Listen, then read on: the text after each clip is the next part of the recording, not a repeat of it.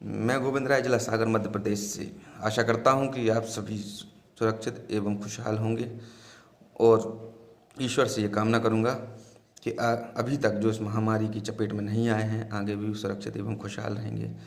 जैसा कि आपने देखा कि कोरोना महामारी अपने चरम पर है और इस महामारी ने कई सारी चीज़ों की ज़मीनी हकीकत हमारे सामने ला के रख दी है। और इस महामारी में हमें ये चीज़ समझ में आई है कि लोग बाग गलतियों से या महामारियों से कम और हमारे सिस्टम की, शासन और प्रशासन की अव्यवस्थाओं से ज़्यादा मर रहे हैं। जैसा कि हमारे माननीय नरेंद्र मोदी जी ने कहा है कि आपदा में अवसर ढूंढें, तो ये पूर्ण रूपेण अगर किसी ने बात सुनी है, मानी है और अप्लाई की है तो वो हमारे प्राइवेट हॉस्पिटल संचालक। मरीज के परिजनों से जांचों के नाम पर 10 से 15 हज़ार रुपये लेकर 6 से 8 घंटे बर्बाद करने के बाद स्थिति अगर कंट्रोल में आती है और आप सक्षम होते हैं तो आपको हॉस्पिटल में ले लिया जाता है। लेकिन अगर आप सक्षम नहीं हैं और स्थिति आपके कंट्रोल से बाहर हो चुकी है तो आपसे बोल दिया जाता है कि इस बला को हमारे सर पर से ले जाइए। जो लोग एडमिट हो जाते हैं, लाखों रुपये बर्बाद करने के बाद भी मरीज के परिजनों को परेशान किया जाता है कि जाइए आप इंजेक्शन ले आइए, प्लाज्मा ले आइए या ऑक्सीजन ले आइए।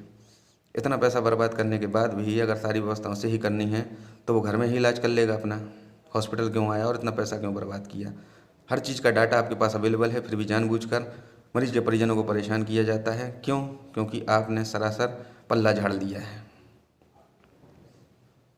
और इन सारी चीज़ों की सुध लेने वाला कोई भी नहीं है। इमरजेंसी कॉन्टैक्ट में देखा जाए तो कोई भी नंबर फ़ोन नहीं उठाता और जो लोग फ़ोन उठाते हैं उनके पास पूरी प्रॉपर जानकारी नहीं होती और ना ही इन प्राइवेट हॉस्पिटलों पर लगाम लगाने वाला, नकेल कसने वाला कोई है। सभी ने अपनी जवाबदारियों से हाथ खींच लिए हैं, चाहे वो जनप्रतिनिधि हों या हमारे सरकारी कर्मचारी। कुछ एक सरकारी कर्मचारी या जनप्रतिनिधि जनता को अपना घर परिवार का सदस्य मान के उनके इस दुख की घड़ी में उनके साथ हैं और अपने कर्तव्यों का निर्वहन करते हैं। कई सारे ऐसे अधिकारी और नेता हैं जिन्हें रात रात भर नींद नहीं आती। क्यों? क्योंकि उनके घर का कोई सदस्य जूझ रहा है मुसीबत से। लेकिन कई सारे लोग यहाँ पर ऐसे भी हैं जो रात में दबा के पीते भी हैं, खाते भी हैं और सो भी जाते हैं कि जिसको मरना होगा तो वो मर ही जाएगा। जो लोग सक्षम हैं वो व्यवस्थाएं बना लेते हैं, लेकिन मार पड़ती है मध्यम वर्ग और हमारे गरीब वर्ग पर। हमारे जनप्रतिनिधियों की अगर बात की जाए तो उनके पास तो आप और भी नहीं जा सकते। ये गुनाह आपका था कि आपने उन्हें वोट दिया, लेकिन मुसीबत की घड़ी में सबसे पहले महामारी उनको ही अपना शिकार बनाती है। पहले पीक में हमने देखा कि कभी उनका स्टाफ या फिर उनके परिजन कोविड से पीड़ित थे और दूसरे पीक में हमने देखा कि कुछ नेता खुद ही पीड़ित हो चुके हैं। उनको इस महामारी का कोई डर या खतरा तब समझ में नहीं आता जब ये जनता को अपनी रैलियों में बुलाते हैं या फिर चुनावी रैलियां ऑर्गेनाइज करते हैं या फिर कार्यकर्ता सम्मेलन करते हैं। लेकिन जैसे ही देखते हैं कि हमारे शहर पे मुसीबत आ गई है तो अब समय आ गया है बिल में छुप जाने का। अचानक से रातों रात आज 2000 बेड का हॉस्पिटल कोई बना रहा है, 500 का, कोई 50 का।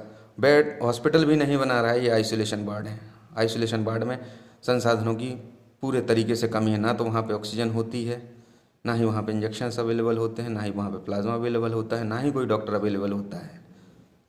और नेताओं के जो देखा जाए तो चेले और चमचे हैं, वो सोशल मीडिया के माध्यम से अपने नेताओं की वाहवाही करने में लगे हुए होते हैं। अरे भैया, साल भर का आपको समय मिला था, उस समय आप सरकारें गिराने और बनाने में व्यस्त थे और उसके अलावा देखा जाए तो रैलियों में व्यस्त थे। आपको चुनाव जीतने की पड़ी थी, आपको जनता से कोई मतलब नहीं था। सालों साल से कई सारे हॉस्पिटल्स बनने के लिए पेंडिंग पड़े हुए हैं, वो सब कागज़ों पे है, लेकिन आपने सब बनाए हैं, रोड, नाली, लाइटें लगाई हैं। क्यों? क्योंकि उसमें आपका रातों रात कमीशन बन जाता है। अब रातों रात आपकी जालियां लग जाती हैं, प्लांटेशन हो जाता है, रातों रात आपके पार्कों के उद्घाटन हो जाते हैं। हाँ, लेकिन इस बीच इन्होंने एक काम बहुत सही किया है। हॉस्पिटल तो नहीं बना पाए, लेकिन शमशान जरूर बना दिए हैं। ज़िंदगी की आपकी गारंटी नहीं लेंगे, लेकिन हाँ, मरने के बाद परम सुख की प्राप्ति करवा देंगे। तो हमारे जनप्रतिनिधि जो हैं, उनका ज़मीर, उनकी आत्मा पूरे तरीके से मर चुकी है। आज से कुछ समय पहले तक जब नगरीय निकाय चुनाव आने वाले थे, उस समय कई सारे हमने बैनर, पोस्टर और फ्लैक्स देखे जिनमें आपका बेटा, आपका भाई, आपका दोस्त यार, आपका रिश्तेदार, आपका नाती, आपका पोता, आपका जीजा, आपका बहनोई, कई सारे ऐसे पोस्टर लगे देखे थे। लेकिन आज मार्केट से वो सारे के सारे गायब हैं। क्यों? क्योंकि अब उनको खुद की जान की पड़ी है। और ये फिर आएंगे और दोबारा आपके सामने आएंगे। लेकिन मैं जनता से ये अनुरोध करूँगा कि आपके आसपास हो रही अव्यवस्थाओं पर आप ध्यान दें, उनके वीडियोस और फोटो लेकर इन नेताओं, जनप्रतिनिधियों, शासन और प्रशासन को जरूर पोस्ट करें, ताकि उनसे समाधान कुछ भी नहीं होना है। हो सकता है हो जाए, कुछ के ज़मीर जाग जाएं, लेकिन कल के दिन जब ये आपसे वोट मांगने आते हैं या फिर आपके दरवाजे पर खड़े होते हैं, तो आप ये दिखाकर बोल सकें कि भाई हम आप वोट किस चीज़ पे दें। आप सोशल मीडिया के माध्यम से मन की बात ना करें, लेकिन मन की भड़ास ज़रूर निकाल लें, ताकि उनको भी पता चले कि जनता जो है अब वो मूर्ख नहीं है। बाकी उम्मीद करूँगा कि आप सभी घर में रहें और सुरक्षित रहें, हाथों को सैनिटाइज करते रहें और कोशिश करें कि अपनी आसपास की लोगों की थोड़ी सी मदद करें। इस मुसीबत की घड़ी में नेता या फिर देखा जाए तो शासन और प्रशासन कोई भी आगे नहीं आ रहा है। सोशल मीडिया पर चारों तरफ आप देखेंगे कि लोग मदद की गुहार लगा रहे हैं और बड़े बड़े समाज से भी सभी अपने घरों में हैं। हमारे शहर के या हमारे देश के कुछ युवा वर्ग आगे आए हैं जो कि अपनी जान की परवाह किए बिना लोगों की मदद कर रहे हैं, और हमें उनसे सीखना चाहिए कि इस आपदा की घड़ी में हम अपने घर परिवार के साथ, हमारे देश के साथ हम खड़े रहें। क्योंकि सत्ता पक्ष को हिसाब मांगने से फुर्सत नहीं मिल पाती, और जो विपक्षी दल होते हैं वो इल्ज़ाम लगाने के काम करते हैं। अपनी जिम्मेदारियां किसी को भी नहीं पता, ना ही इनको किसी से मतलब है। बस जनता की नज़रों में हीरो सभी को बनना है। तो असली हीरो हैं आप। वो इसलिए क्योंकि आप आगे आते हैं, पूरे मोहल्ले की, पूरे देश की गारंटी ना लेते हुए कम से कम आप इस मुसीबत की घड़ी में अपने आस पड़ोस के साथ में खड़े हैं, उनकी मदद कर रहे हैं। और मैं सलाम करना चाहूँगा उन लोगों को जो अपनी जान जोखिम में डालकर आज भी बाज़ार में उपलब्ध हैं लोगों की सहायता करने के लिए।